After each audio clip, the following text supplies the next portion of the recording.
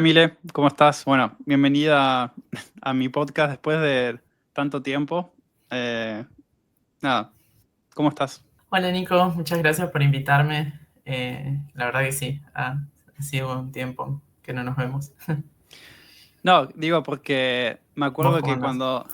cuando empecé el podcast, eh, nosotros teníamos como el proyecto de hacer un podcast y después al final como que no sabíamos y Terminamos bueno, cada uno con su podcast. sí, sí, sí. Bueno, ¿te gustaría presentarte antes de empezar?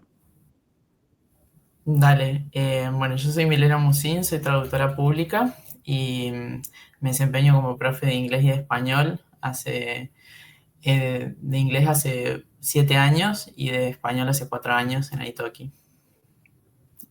Entré en Italki gracias a Nico. Bueno, y nosotros nos conocimos en Córdoba cuando estábamos como voluntarios de AFS, ¿no? Sí, éramos voluntarios de FS. Qué Ujú. épocas. Bueno, y siempre estuvimos como en contacto con los idiomas y, no sé, con personas extranjeras, así que es algo que nos une. Y bueno, hoy vamos a hablar un poco sobre nuestra experiencia como profes de español, bueno, en tu caso también de inglés. Después vamos a poner todos tus links para que te contacten si quieren. Vamos a hablar sobre bueno, cómo los estudiantes aprenden algunos métodos, como el método del input comprensible, que algunos de de los oyentes ya lo conocen. Bueno, un poco de nuestra experiencia como profes de cuál es la mejor forma de aprender. Eh, ¿Vos estuviste haciendo algo en los últimos días en relación a los idiomas? ¿Querés contar un poco sobre eso? Sí, estoy cursando una diplomatura de enseñanza de español como lengua extranjera. Era eso. O, Ujú. eh, mm, y, mm, y bueno, estuve practicando portugués durante el año viviendo en Río. Pero también la conferencia, ¿no? Ah, sí. Participé en una jornada educativa de experiencias educativas para la UTN de Reconquista acá en Argentina. La UTN, para los que no saben, es la Universidad Tecnológica Nacional. Sí, sí, Mm, sí, eso. sí. Eh, y bueno, en esa conferencia estuviste como aprendiendo sobre algunos métodos de aprendizaje, ¿no? Sí, estuve hablando sobre cómo mejor aprenden los adultos eh, a través de, por ejemplo, el uso de la gramática contrastiva bajada al estudiante y que a través de una gramática más pedagógica. Y después también estuve hablando sobre el enfoque conversacional comunicativo eh, para las clases de idiomas. Mm. Eh, entonces, algo que bueno me funciona bastante en mis clases es combinar, como yo trabajo en la mayoría con adultos, combino un poco de gramática contrastiva que vendría a ser en tu lengua materna pasa esto, en español pasa lo siguiente, y bajar las explicaciones eh, de una forma que el estudiante las pueda entender y pueda saber qué está pasando en su lengua materna y en la lengua que está queriendo aprender. Y también uso mucho el enfoque comunicativo, incluso para principiantes, como que trato de por ejemplo, crear conversaciones, aunque sean asincrónicas, para que los estudiantes puedan desde la primera clase sentir que están hablando el idioma. Y vos, Nico, ¿qué estrategias usás? ¿Qué método es el que más te sirve? Eso de la gramática contrastiva, eh, no lo conocía mucho. A veces sí lo uso, pero no siempre. Ujú. Me pasa. Sí, me pasa mucho más capaz con estudiantes italianos, porque conozco bastante bien el italiano y Ujú. puedo como darles algunos ejemplos de, ok, esto es igual que en italiano. Eh, sí, con inglés también a veces, pero bueno, vos creo que siendo traductora de inglés es como que lo tenés más, eh, no sé, como sabes todo básicamente de cómo funciona cada cosa. Yo puedo decir algunas cosas, pero no sé exactamente todo o las similitudes entre el español y el inglés. Pero sí, a veces sí. Y sí, comunicativo siempre. No sé, como desde el primer día trato de que el estudiante hable y también con estudiantes intermedios como que, no sé, el 80-90% de la clase son como ellos los que hablan. Sí. No sé, creo que eso es lo mejor. Eh, y también, bueno, no sé, vos desde tu experiencia, o sea, separándonos un poco de la teoría y yendo más a la práctica, ¿cuál es la mejor forma, o sea, en toda tu experiencia enseñando idiomas, cuál es la mejor forma que ves resultados en los estudiantes? Y la del input comprensible es la que más me resulta a mí, por lo menos. Es como ir tratando de que el estudiante progresivamente se exponga a la lengua de la forma que el estudiante prefiera, porque puede ser algunos eligen TikTok, otros eligen películas, otros eligen eh, sí, páginas de internet como para practicar o aplicaciones como Duolingo. Y creo que el estudiante esté en contacto con esos recursos afuera de la clase hace que las clases en sí sean más productivas porque los estudiantes vienen con preguntas, vienen como más predispuestos. ¿Vos qué opinás, Nico? Sí, sí, tal cual. Hay una, yo siempre, o sea, algo que noto que es que los estudiantes que tienen mucho de lo que es el input comprensible, o sea, que escuchan mucho español, además de las clases, es que, no sé, es como que en solo un año como que hablan re bien. Como que aprendieron mucho más de que de un estudiante que capaz está muy enfocado en la gramática o en un enfoque más, no sé, estructurado o enfocado en las estructuras. O que solamente están en contacto con el idioma en esa hora de la clase, también eso Mm. hace más complejo el proceso, en mi opinión. Por eso trato de incentivarlos a que escuchen lo más posible. Mm. Sí, para mí también eso, como que o sea, para mí el resultado del nivel español de un estudiante no depende solamente del profesor, sino como obviamente también mucho del estudiante. O sea, como que Ujú. el profesor te va a dar las herramientas y te va a ayudar, pero como que si vos no haces nada después, es como que vas a progresar mucho más lento también. Sí, sí, tal cual, como Mm. es un trabajo 50-50. Ujú. Sí, sí, sí, sí. Y, ¿has, Em, has tenido casos de éxitos, Nico, que quieras compartir? sí, muchos, sí, varios.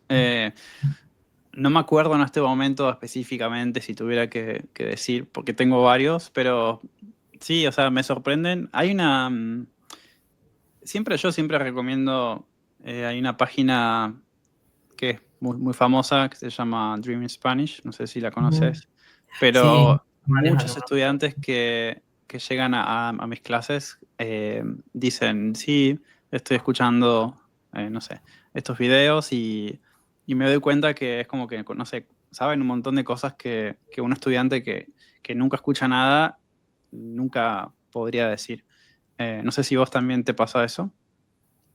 Me ha pasado de tener un estudiante que escucha Dreaming in Spanish y es increíble el progreso que hizo en un año.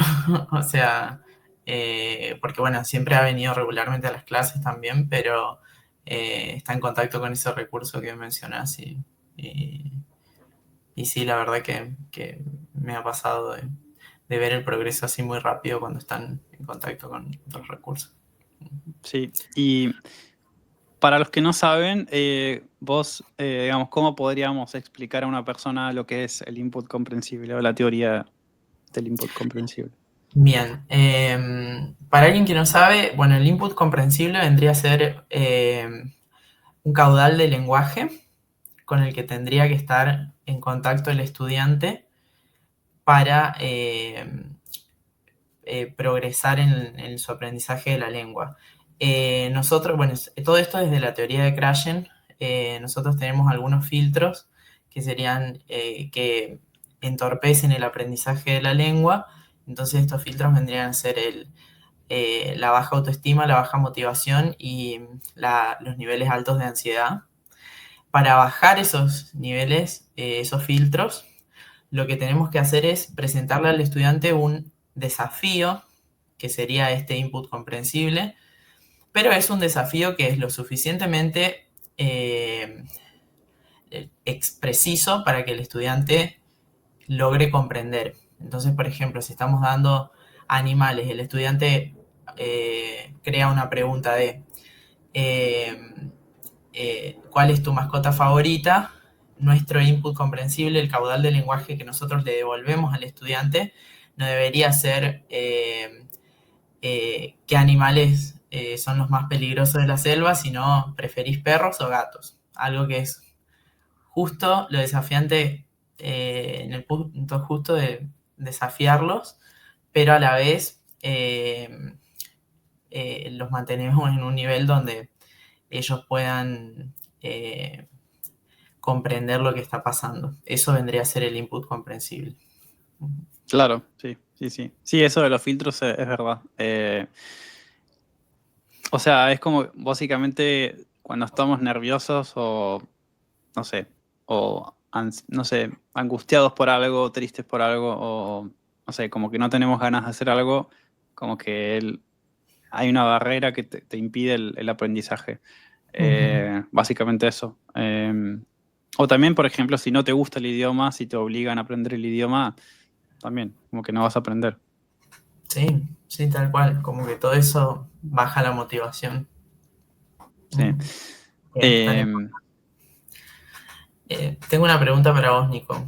¿Cuál es Decime. el rol de la motivación en tus clases? Qué pregunta. No, para mí es muy importante. Siempre trato de, o sea, siempre sí, intento motivarlos a los estudiantes. Porque también me pasó, no sé si vos alguna vez hiciste clases en Italki, pero bueno, yo hice algunas y después de la clase, cuando terminábamos el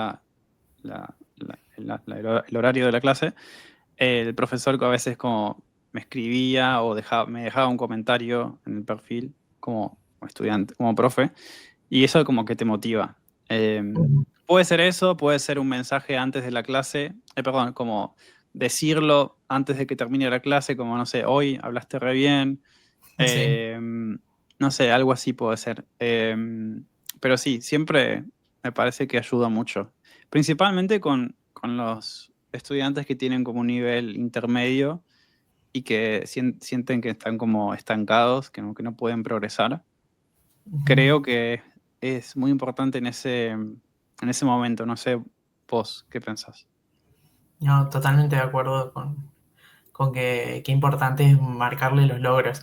Porque muchas veces pasa que como estudiante es difícil ver tu progreso porque sentís que estás como o estancado o como que no.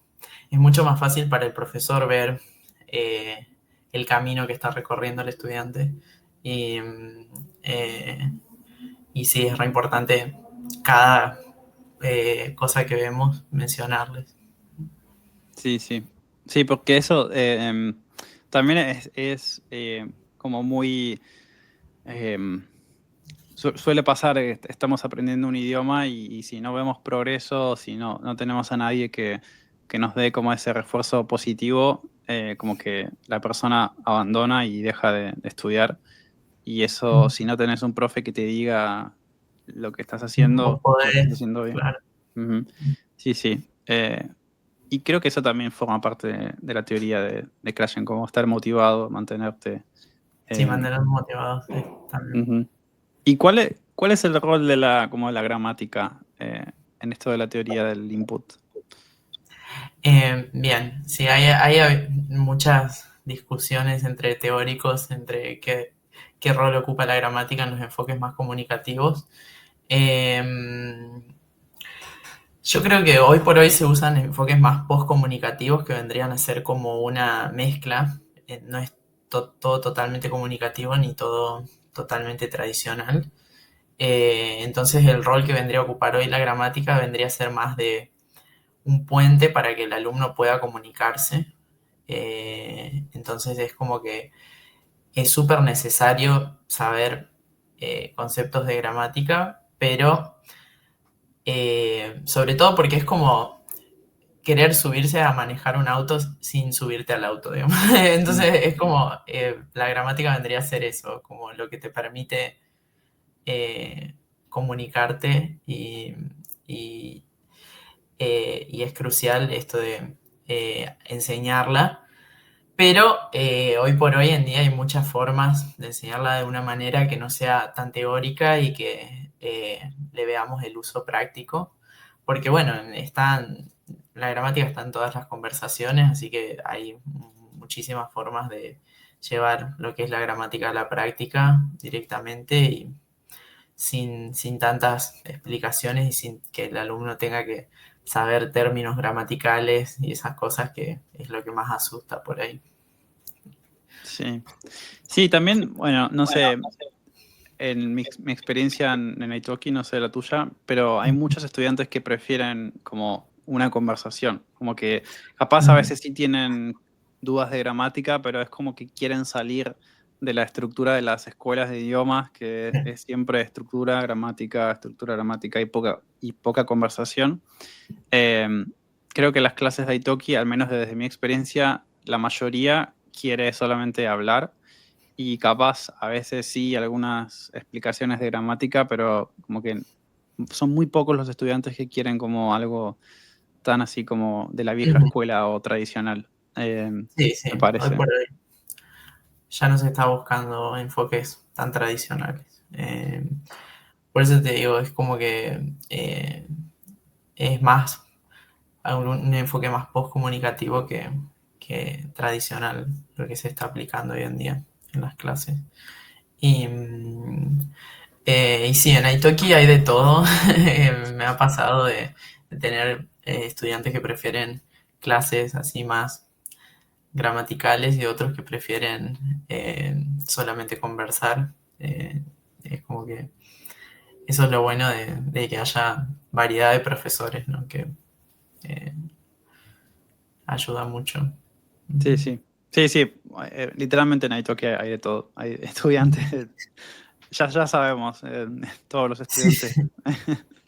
Eh, Sí, siempre, yo cuando vivía en Córdoba, siempre que nos juntábamos, siempre hablábamos de nuestros estudiantes. Sí, era como Eh, tema de conversación. sí, siempre como, no sé, alguna anécdota. Porque siempre, en realidad, siempre había como, bueno, siempre hay estudiantes nuevos que llegan o, no sé, me acuerdo que siempre hablábamos sobre eso. Eh, y vos, por ejemplo, ¿qué, digamos, que en toda tu experiencia con Italki o dando clases en línea, ¿cómo manejas el tema de las correcciones, no sé, notas de la clase? No sé, ¿cómo te organizas con eso? Bien. Yo soy más de corregir en el momento, pero trato de que la corrección sea pertinente para el nivel en el que está el alumno.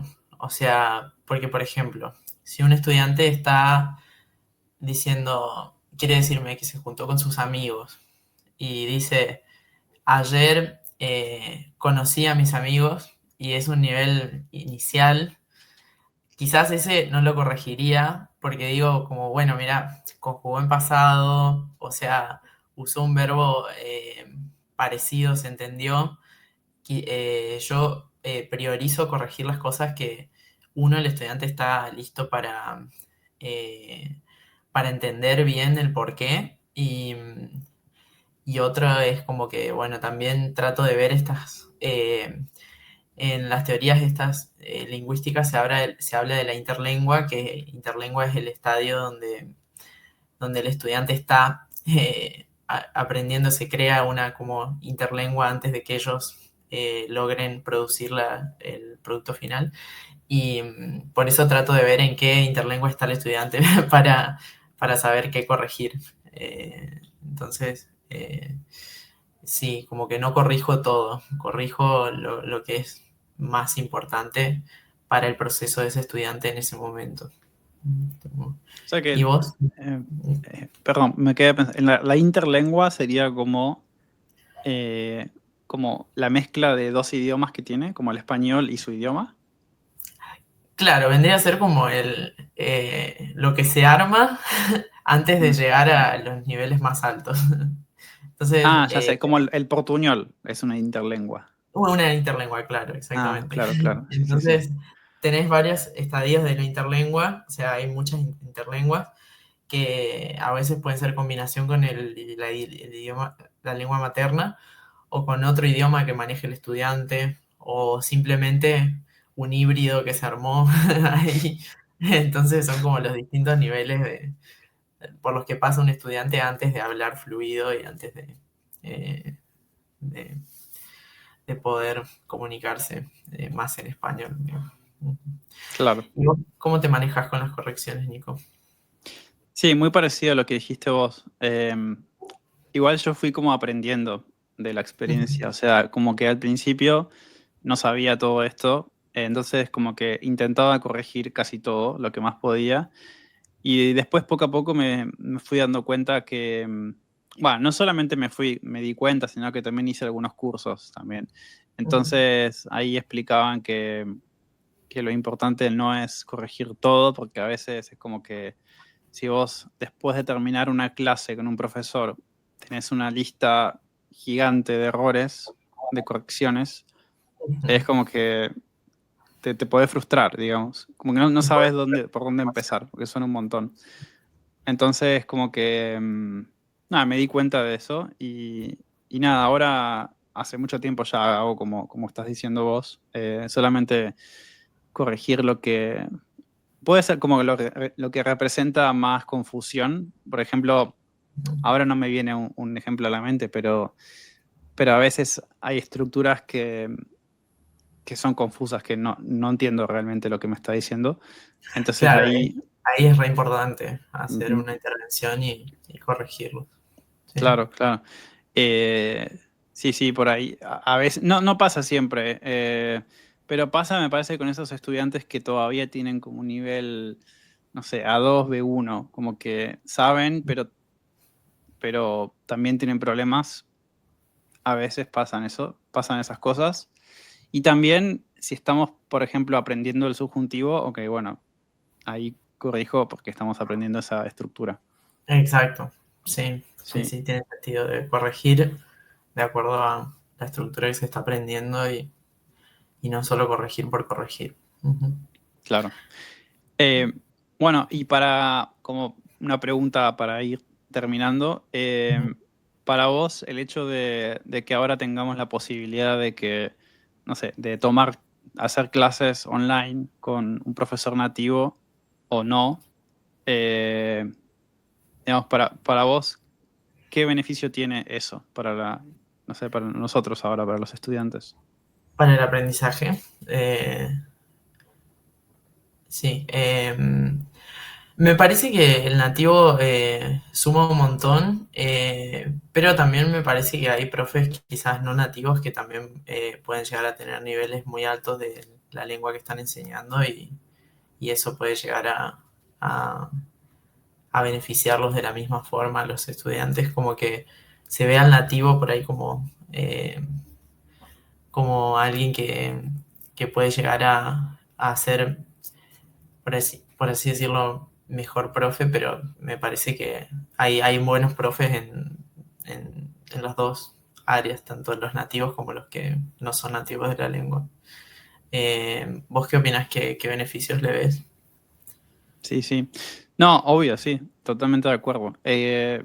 Yo me refería más como o sea, ahora que con el internet hace unos años como que tenemos acceso a, no sé, si querés hablar 15 minutos o media hora con un nativo o no nativo también, pero con una persona, uno a uno, lo podés hacer. Como que antes, hace muchos Claro, años... sí entiendo. Sí, me parece que trae un montón de beneficios a la hora de los contenidos socioculturales, o sea, porque no es lo mismo, si vas teniendo clases con distintos profes de distintos países, cada uno te puede ir enseñando cosas nuevas de su cultura y eso me parece súper enriquecedor para las clases. Ujú. Sí, sí, sí. Eh, Perdón, ahora se me ocurrió una última pregunta. ujú. Si tuvieras que decir en porcentajes, ¿qué porcentaje le recomendarías a los estudiantes que hablen y qué porcentaje que escuchen? Desde tu Uy, qué experiencia. difícil esta pregunta. Yo creo que les recomendaría que más escuchen, porque ponele, capaz hablar es re importante, pero como que el proceso del estudiante no empieza cuando empieza a hablar, como que empieza cuando está en contacto con la lengua, y yo creo que la forma menos intimidante de acercarte a la lengua es escuchando y escuchando mucho, y eso te va a abrir la puerta a hablar más. Entonces, diría que al principio que escuchen un 80% y vayan hablando un 30%, y ese porcentaje se va a ir haciendo cada vez más y más grande conforme se van sintiendo más cómodos. ¿Y vos, Nico? Sí, ¿Qué sí, opinas? igual. Creo que depende, como dijiste vos, depende del nivel. Me parece que al principio, como por ejemplo si estás empezando, sos A1, sí, para mí tendría que ser, bueno, en ese caso 90% capaz de escuchar Sí, y diez por sí. ciento intentar, no sé si hablar, pero capaz podés empezar a escribir, que es producir algo. Ujú, Menos intimidante porque no tenés que hablar con nadie, o sea, solamente escribís. ujú, O también podés, si querés, hablar solo o grabarte, no sé, un audio ujú, para escucharte. Y para mí, no sé, a medida, como dijiste vos, a medida que vas avanzando de nivel, como darle un espacio más grande a lo que es el habla, pero sin dejar de escuchar. sí, sí, sin dejar de escuchar nunca. Sí, sí, sí. Sí, Después, bueno, se empieza a complicar cuando llegan a un nivel más como B1 porque como que es difícil avanzar en esa parte. sí, Pero es si difícil dar son el salto. constantes, sí. Pero bueno. No sé, la constancia para mí es importante ahí también, en esa parte. Sí, que no se desmotiven cuando ya llegaron a cierto nivel. Ujú. Ujú, sí. Bueno, Eh, me parece que ya estamos, pero antes de terminar, nada, darte las gracias, Mile, y también si querés decir dónde te pueden encontrar los estudiantes, obviamente voy a dejar todos tus contactos en la descripción del episodio, pero también estaría bueno que lo digas así, te sí. escuchan. Me pueden encontrar por LinkedIn. Aparezco como Milena Musin, con doble S y en el final. También estoy en Italki. Aparezco como English, como la parte de ENG y Spanish, con Sí, Mile. igual lo voy a poner, así que no te Sí, sí, preocupes. así que bueno, me van a encontrar en Italki. Como- y, Sí, sí. y bueno, y si hay alguien que le gusta la poesía o algo, tengo un podcast de poesía. Ujú, es verdad, sí, sí. Lo empezaste hace poco, hace unos días, ¿no? Sí, sí. Así Ujú. que, bueno, muchas gracias, Nico, por invitarme y bueno, y la verdad que fue muy divertido charlar con vos. Igualmente, igualmente. Bueno, así que ahí tienen el contacto de Mile, que nada, estuvimos, no, ¿hace cuántos años que somos amigos? No Y sé, muchísimo tiempo. Desde sería que, como 8 años. sí, porque desde que yo estuve en Córdoba, desde que llegué a Córdoba, nos hicimos amigos y sí, yo estuve 8 años viviendo en Córdoba, así que, sí. Sí, Y estamos sí, siempre en contacto, sí, sí. así que bueno, vayan a ver el perfil de Emilia. Bueno, gracias a todos por escuchar. Nos vemos en el próximo episodio. Chao, chao. Gracias. Chao, chao.